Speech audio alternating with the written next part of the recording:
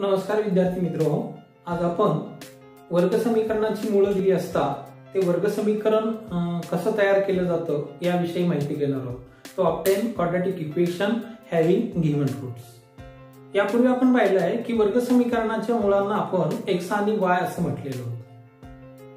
मग हीच मुळं आपण यापूर्वी वर्ग समीकरण सोडवलं आणि मुळं मिळवली. आता काय करायचं, आपल्याला मुळं दिलेत, वर्ग समीकरण त्या मुळांचं काय असेल थोडंसं उलट क्रिया आपणास या ठिकाणी पाहायची आहे. मग एका वर्ग समीकरणाची मुळं ही अल्फा आणि बीटा दिलेली आहेत की ज्याचं चल x आहे. x या चलातील एक in variable x quadratic equation roots of quadratic equation are alpha and beta. Alpha आणि बीटा ही वर्ग समीकरणाची मूळ दिली असता ते कसं मिळवायचं आहे, हे यामध्ये एक रूट अल्फा आहे आणि दुसरं रूट बीटा आहे. म्हणून याला असं आपण लिहू की x is equal to alpha और x is equal to beta. कारण वर्ग समीकरण सोडवल्यानंतर जी दोन मुळं मिळतात त्या ठिकाणी आपण लिहितो की x ची एक व्हॅल्यू अल्फा आहे आणि x ची एक व्हॅल्यू बीटा आहे. आता थोडंसं उलट क्रमानं जाऊ आपण. हे अल्फा या साइडला घेऊ, बीटा सुद्धा या साइडला घ्यायचं. x is equal to minus alpha x minus alpha is equal to 0, x minus beta is equal to 0. x minus alpha is equal to 0 और x minus beta is equal to 0.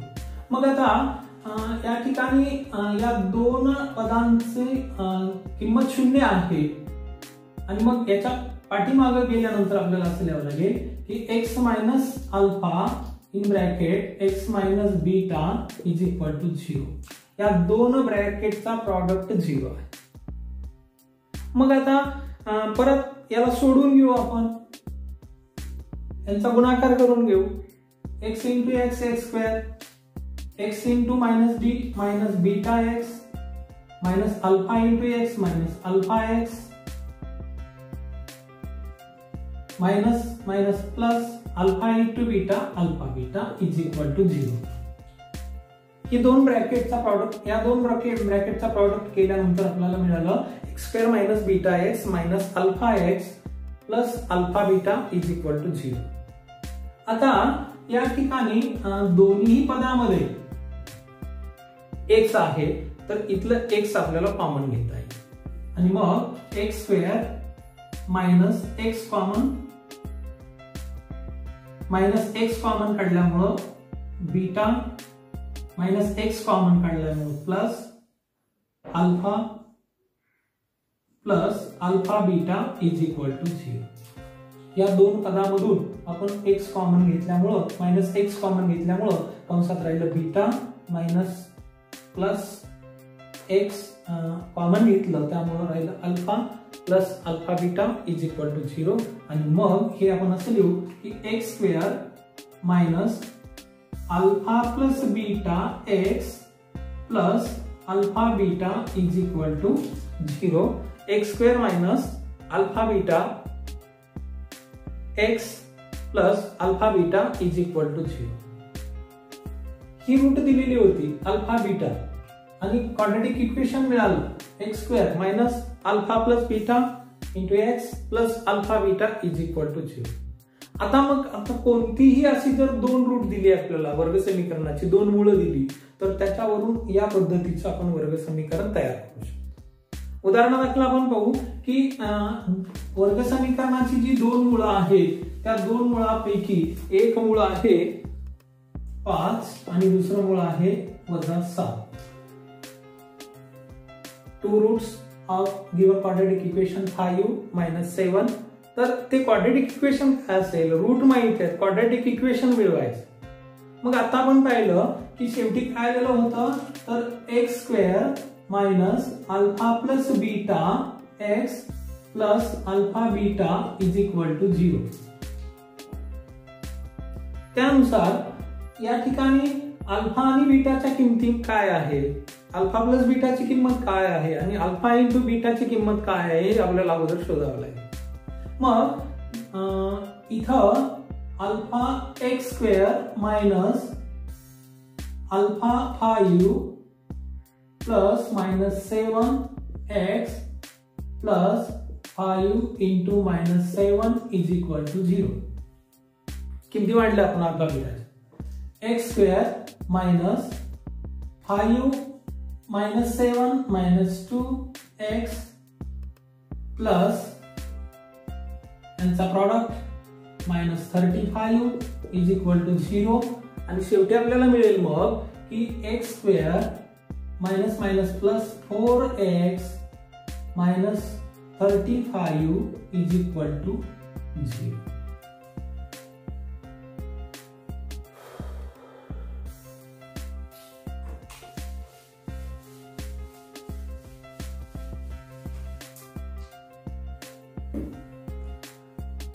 आपण मग आता प्रत्यक्ष उदाहरण कसं सोडवता येईल याची माहिती घेऊ की दोन मुळं दिली आहेत, त्या मुळावरून वर्ग समीकरण कसं तयार होईल.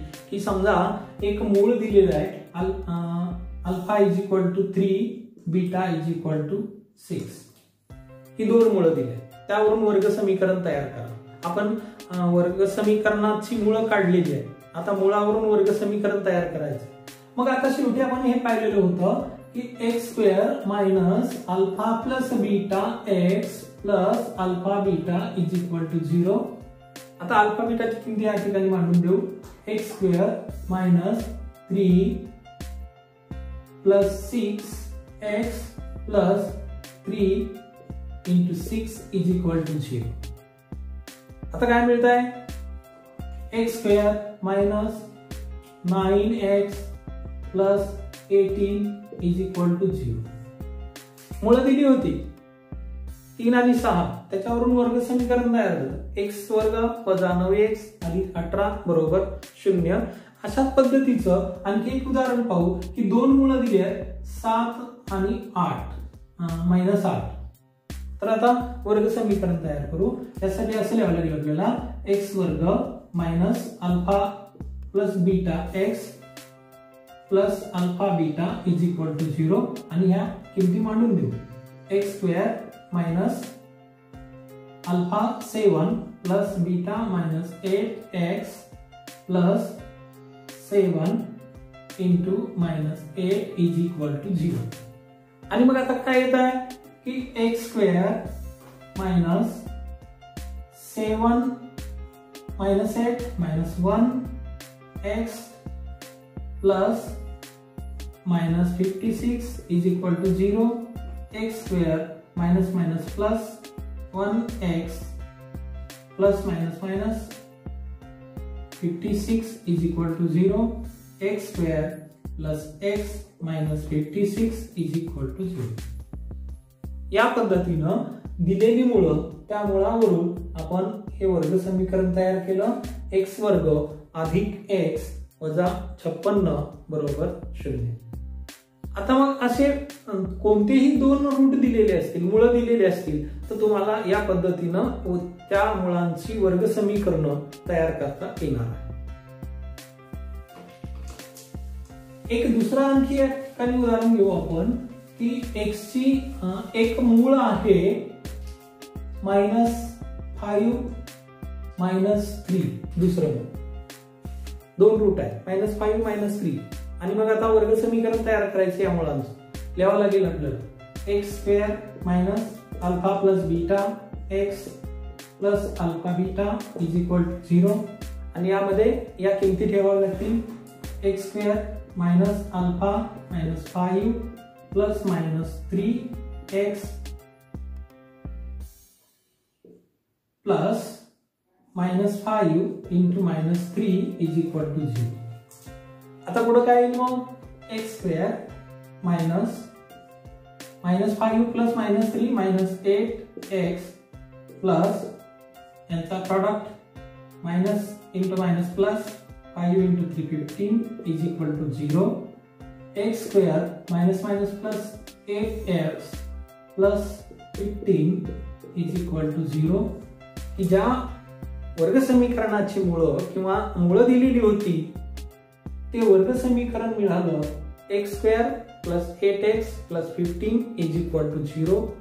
अशी अनेक मुळं दिली असता किंवा अनेक प्रकारची वेगवेगळी उदाहरणं दिली असता तुम्हाला निश्चितपणे आता ते वर्ग समीकरण तयार करता येईल.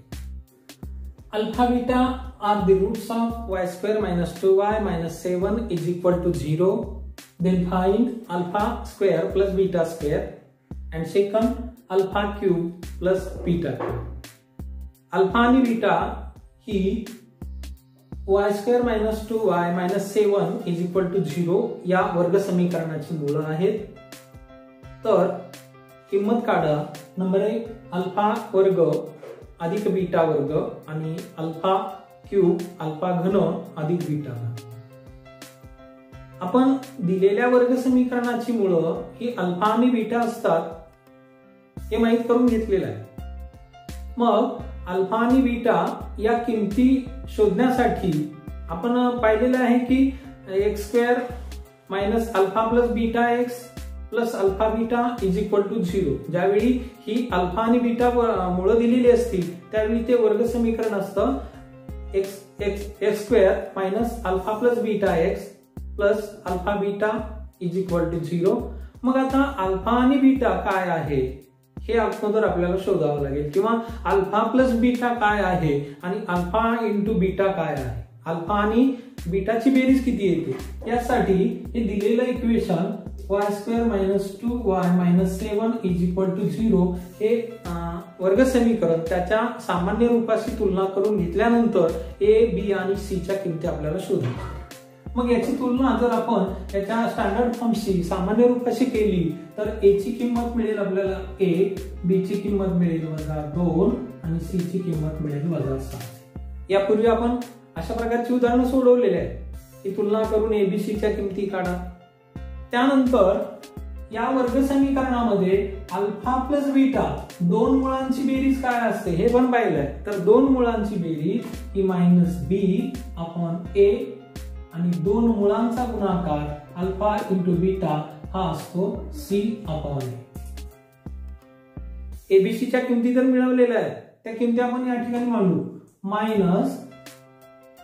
-b -2 upon 1 is equal to minus plus 2 alpha plus beta is equal to 2 आणि alpha beta is equal to c ची व्हॅल्यू आहे -7 upon 1 alpha into beta is equal to -7. Alpha आणि बीटा यांची बेरीज 2 मिळाली आहे. दोन मुळांची बेरीज 2 आहे आणि दोन मुळांचा गुणाकार हा -7 आहे. या किमती अगोदर आपल्याला हे सोडवण्यासाठी काढून घ्यावे लागेल. प्रत्येक उदाहरणामध्ये तुम्हाला याच पद्धतीने जावं लागेल, याच पद्धतीने ते सोडवावं लागेल. आता इथपर्यंत आपण आलो की alpha plus beta is equal to 2 alpha into beta is equal to -7. आता पुढे जाऊया आपण. पहिला किंमत काढण्यासाठी दिलेली तर ते आहे alpha square plus beta square. किमती आपण बाजूला मांडून घेऊ. Alpha plus beta is equal to 2 alpha into beta is equal to -7. आता यापूर्वी 8वीच्या वर्गामध्ये असताना आपण ही उदाहरणं सोडवली होती वर्ग विस्ताराचे की x plus y square is equal to x square plus 2xy plus y square. त्याच धर्तीवर आपण या ठिकाणी x square alpha square plus beta square इथं एक्स प्लस वाय स्क्वेअर आहे, इकडे x square plus y square आहे. याच सूत्राचा वापर करून याच फॉर्म्युल्याचा वापर करून आपल्याला ही किंमत काढावी लागेल. आणि मग हे अल्फा प्लस बीटा इथं एक्स आणि वाय च्या ऐवजी अल्फा आणि बीटा आहे म्हणून alpha plus beta square is equal to alpha square plus 2 alpha beta plus beta square. आता हे प्लस 2 अल्फा बीटा या साइडला घेऊ म्हणजे मिळेल आपल्याला alpha plus beta square -2 alpha beta is equal to alpha square plus beta square. हे का करायचं आपल्याला तर ही किंमत किती आहे याची अल्फा स्क्वेअर प्लस बीटा स्क्वेअरची व्हॅल्यू किती आहे हे शोधण्यासाठी आपण या सूत्राचा वापर केला आणि त्याच्यावरून हे लिहिलं. आता हे उदाहरणामध्ये लिहायची गरज नाही फक्त तुम्हाला ते समजावं म्हणून मी या ठिकाणी घेतले. आता अल्फा प्लस बीटा स्क्वेअर, तर अल्फा प्लस बीटा आपण इथं मिळालेला आहे आपल्याला 2 square minus 2 into alpha beta हे -7 मिळालेलं आहे is equal to alpha square plus beta square. 2 square 4 minus plus 2 into 7 14 is equal to alpha square plus beta square. Therefore alpha square plus beta square 80. We get alpha square plus beta square is equal to 80. या पद्धतीनं जे पहिलं विचारलेलं होतं आपल्याला की alpha square plus beta स्क्वेअरची किंमत किती आहे, तर ही किंमत मिळाली alpha square plus beta square is equal to 80. आता राहिला हा alpha cube plus beta cube. याच पद्धतीनं जसं की या सूत्राचा आपण 8वीतल्या सूत्राचा वापर केला तसंच हे सोडवण्यासाठी सुद्धा आपल्याला अशाच प्रकारच्या सूत्राचा वापर करावा लागेल. तर ते सूत्र आपण या ठिकाणी मांडू. हे लक्षात आलेलं असेल तुमच्या.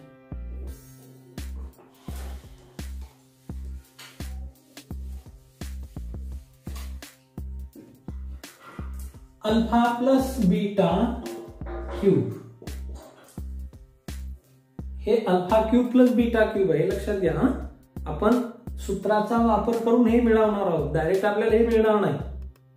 मग त्यासाठी आपल्याला असं लिहावं लागेल alpha plus beta cube is equal to alpha cube plus 3 alpha beta into alpha plus beta plus beta cube. हे मिळविण्यासाठी आपण याचा आधार घेतला. आता हे minus plus 3 alpha beta into x alpha plus beta हे या साइडला घेऊ. मग alpha plus beta cube minus 3 alpha beta into alpha plus beta is equal to इकडे राहिला राईट हँड साइडला alpha cube plus beta cube. आता पहा अल्फा प्लस बीटाची व्हॅल्यू माहित आहे, अल्फा इंटू बीटाची व्हॅल्यू माहित आहे. या दोन्ही व्हॅल्यू आपण या ठिकाणी म्हणू. मग अल्फा प्लस बीटा हे 2 आहे, 2 चा cube minus 3 into alpha into beta -7 आहे इंटू अल्फा प्लस बीटा पुन्हा एकदा 2 आहे is equal to alpha cube plus beta cube. आणि आता 2 चा क्यूब हा 8 आहे minus minus plus 3 into 7 21 into 2 42 is equal to alpha cube plus beta cube. Therefore, alpha cube plus beta cube is equal to 8 into 42 is equal to 50. Therefore, alpha cube plus beta cube is equal to 50. या ठिकाणी जे विचारलं होतं आपल्याला की alpha cube plus beta cube ची value किती आहे, तर ती मिळाली 50. अशा पद्धतीची उदाहरणं तुम्हाला प्रॅक्टिस सेट 2.5 मध्ये मिळतील. वेगवेगळी उदाहरणं घ्या, त्याचा सराव करा आणि परीक्षेमध्ये जास्तीत जास्त मार्क मिळवण्यासाठी प्रयत्न करा. हा प्रयत्न मार्क मिळवण्यासाठी तुम्हाला अनेक उदाहरणांचा सराव करावा लागेल. अनेक उदाहरणं सोडवल्यानंतर ते तुम्हाला सहजपणे ती सोडवता येतील आणि एकदा का सराव झाला की मग तुमच्या मनामध्ये या उदाहरणाविषयीची भीती निघून जाईल. म्हणून वारंवार अशा प्रकारची उदाहरणं घेऊन तुम्ही सोडवायची.